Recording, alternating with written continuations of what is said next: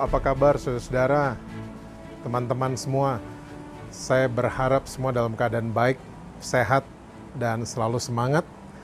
And stay healthy wherever you are. Pada kesempatan ini saya mau sharing tentang satu topik yang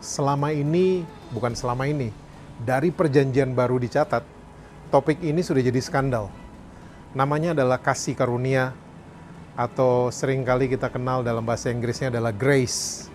Oke? Kasih karunia seringkali kita menemukan istilah-istilah yang sebenarnya bikin telinga kita nggak enak. Ya, seperti kasih karunia kebablasan, hyper grace, dan lain sebagainya. Nah, ini semua terjadi karena sebenarnya simple. Kita nggak menerima kasih karunia sebagai hukum. Ingat, di perjanjian baru ada sebuah hukum yang baru yang memang namanya kasih karunia. Dan yang saya mau sharing buat teman-teman, buat saudara-saudara semua adalah hukum di dalamnya ada dua kacamata, de jure dan de facto. De jure adalah hal yang tertulis, de facto adalah fakta. Ini adalah terjemahan paling sederhana yang saya bisa sampaikan buat teman-teman dan saudara-saudara semua. Nah, secara tertulis, Allah kita mengasihi kita, yes, ditulis secara de jure. Oke? Dia menerima kita apa adanya, yes. Dia mengasihi pendosa, yes. Tapi itu de jure. Nah, banyak sekali orang-orang yang salah menerima kasih karunia karena mereka menerima kasih karunia hanya de jure, hanya separuh, ya, hanya sepihak saja. De jure namanya. Sementara kacamata hukum yang berikutnya namanya adalah de facto. Fakta. Oke? Fakta di dalam perjanjian baru banyak sekali. Fakta adalah hal-hal yang harus kita kerjakan. Saya kasih contoh. Ya, de jure mengatakan saudara dan saya dikuduskan sekali untuk selama-lamanya. Banyak orang-orang yang mensalahartikan kasih karunia, mereka mulai berbuat dosa dan mereka mulai mengatasnamakan kasih karunia. Loh, saya kan dikuduskan sekali untuk selama-lamanya. So, saya jatuh bangun, saya bikin dosa, it's very okay. Ingat, di ayat berikutnya ini dicatat di dalam kitab Ibrani. Ayat-ayat selanjutnya mengatakan, saudara dan saya harus mengejar kekudusan. Mengejar kekudusan ini adalah effort. Capek lo ngejar-ngejar, keringetan lo ngejar-ngejar. Ya, capek, ya. Dan inilah effort yang harus kita miliki kalau kita mau menerima kasih karunia secara de facto. Nah, my favorite sentence, ayat favorit saya untuk hal yang namanya de facto itu tertulis dalam Filipi 2 ayat yang ke-12.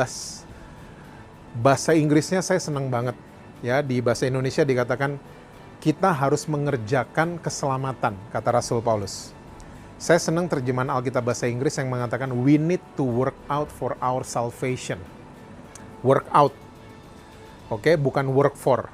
Work out berarti sudah ada di dalam, kita perlu work out. Contoh work out itu adalah istilah yang terkenal ada di gym, di fitness center. Kalau kita mau kelihatan six pack, we need to work out. Karena six pack-nya udah ada di dalam. Kalau kita mau kelihatan muscle kita, we need to work out karena otot-otot itu sudah ada di dalam saudara dan saya. Oke? Nah, sama keselamatan sudah diinstal sama Tuhan Yesus. Kekudusan sudah diinstal. Tapi itu cuma setengah kan? Itu de jure. De factonya we need to work out supaya buah-buah roh itu kelihatan.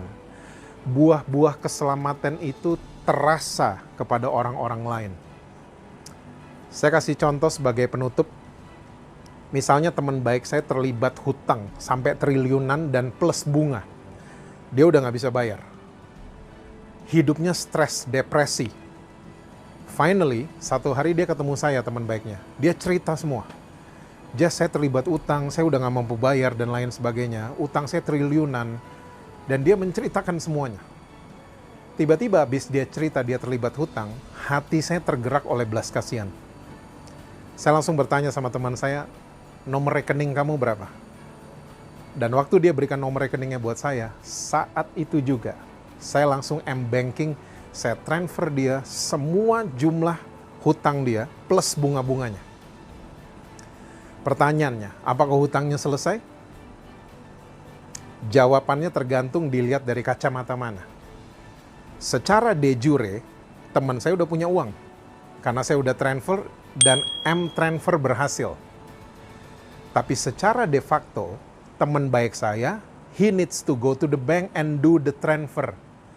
Dia harus ke bank dan bikin itu transfer. Maka lengkaplah sudah rencana penyelamatan dari teman baiknya. Ya, sama dengan Tuhan Yesus. Dia sudah menyelamatkan saudara dan saya, dia sudah mengkuduskan kita sekali untuk selama-lamanya, semua udah di-install di dalam kita.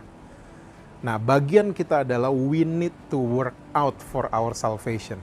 Dikeluarkan semua supaya buah keselamatan itu terlihat, terasa kepada orang-orang yang kita temui. Saudara, terimalah kasih karunia sebagai hukum. Jangan setengah-setengah. Jangan sampai kita menganggap kasih karunia adalah kita merdeka bikin dosa. Tidak. Tapi kasih karunia adalah kita merdeka atas dosa. And one word to describe His grace is not hyper, is not cheap. Satu kata untuk mentegaskan kasih karunia Tuhan cuma satu, saudara. Bukan hyper, bukan murahan, tapi amazing, ajaib. Kita hanya bisa menerima dengan percaya bahwa Tuhan sayang sama kita.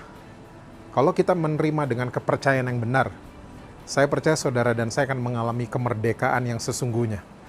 Kita akan merdeka atas dosa, bukan kita merdeka bikin dosa. So, selamat hari kemerdekaan buat saudara-saudara semua. Dia Allah yang luar biasa. Dia selalu mengasihi saudara dan saya. Terimalah kasih karunia sebagai hukum. Maka lengkaplah rencana penyelamatan dari Tuhan Yesus kita untuk saudara dan saya. Tuhan berkati saudara-saudara semua. Stay safe, stay healthy wherever you are.